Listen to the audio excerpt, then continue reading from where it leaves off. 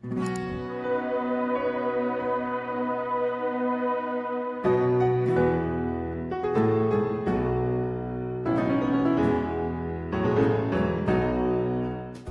नाव तन्वी हेमंत पाटील आहे आणि मी Gogte PU college of commerce and सायन्सची विद्यार्थिनी आहे. मला PUC सेकंड इयर बोर्ड एक्झाममध्ये कॉमर्स क्षेत्रात 3rd रँक आला आहे राज्यात आणि मी 597 स्कोर केले आहे 600 पैकी. आता पुढे काय करायची इच्छा आहे? इतकं मोठं यश मिळत आहे. माझे एम आधीपासून CA बनायचं आहे, सो मी त्याच फील्डमध्ये कंटिन्यू करणार आहे. जे अभ्यास चालू होता, स्टडी सुरू होती, ते कशा पद्धतीने कॉमर्स हे सुरू होते? मी दररोज टार्गेट सेट करायचे, डेली टास्क्स, आणि मग ते कंप्लीट केल्याशिवाय मग मी झोपायला जात नव्हते.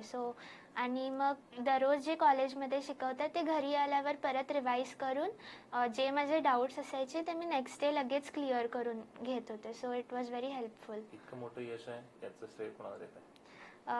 माझ्या आई बाबांना आणि परत college Gogte PU college of commerce, आमचे principal ma'am doctor Anjana Kerur आणि सगळे टीचर्स.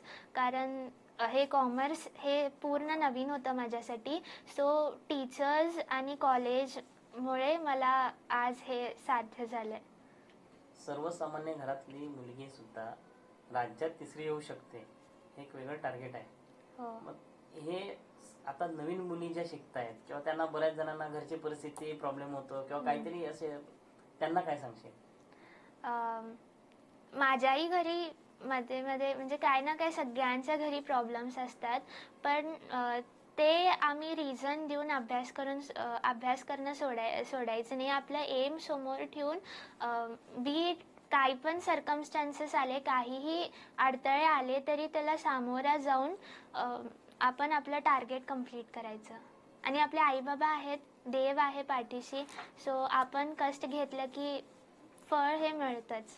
निकाल समजल्यानंतर त्या क्षणी काय वाटलं? ॲक्च्युली रिझल्ट येणार होता 1:30ला डिक्लेअर होणार होतं, पण सो मला आधीच कॉलेजकडून कॉल आला सरांकडून की तुझं राज्यात 3रा रँक आला आहे. सो माझ्या डोळ्यात पाणी भरून आलं. मम्मीही समोर होती, तिलाही खूप आनंदाने ती पण रडायला लागली. आणि मग नंतर आम्ही पप्पांना कॉल केलं, सगळ्यांना खूप आनंद झाला. आणि मला पण म्हणजे हे 2 वर्ष जे मी काय सॅक्रिफाईस केलं आणि जे हार्डवर्क केलं त्याचं आज मला फळ मिळालं. सो मला खूप आनंद होत आहे.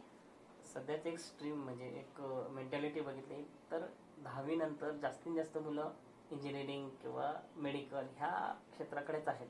कॉमर्सकडे थोडंसं दुर्लक्ष होत आहे. मग तू हे क्षेत्र का निवडलंस?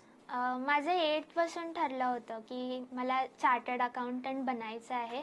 आणि ही एक मेंटॅलिटी आहे सोसायटीची की सायन्स घेतलं की सुप्रीम किंवा हुशार लोक हे फक्त सायन्स घेतात आणि हे कॉमर्स आणि arts no it is below ॲव्हरेजसाठी आहे. असं काहीच नाही आहे. All streams are equally important आणि ते आपल्या आपल्या डिफिकल्ट आणि इझी हे सगळ्यामध्येच आहे.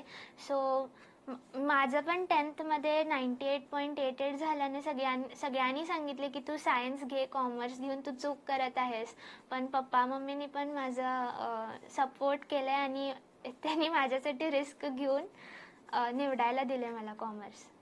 शेवटचा प्रश्न, मुलांनी अभ्यास कसा करावा हे तू काय सांगशील?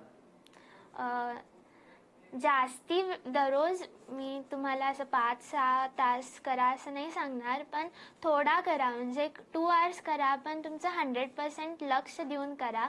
बाकी ॲक्टिव्हिटीज पण करा, पण तुम्ही तुमचं फर्स्ट हे म्हणजे काय, तुम्ही टार्गेट सेट करा की तुम्हाला काय अचीव करायचं आहे.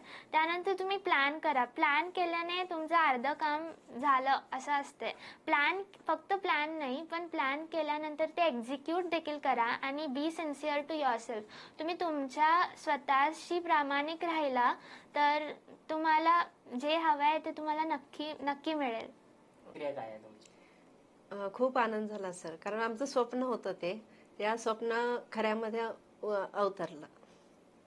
आता काय वाटतंय की समाजातनं सगळीकडनं फोन येत आहेत, अभिनंदन होत आहे मुलीचं, तुमचंही अभिनंदन होत आहे. कसं वाटतंय आता? खूप छान वाटतंय सर, कारण तिनं जितकं कष्ट केली होती ना त्याचं फळ मिळालं मला.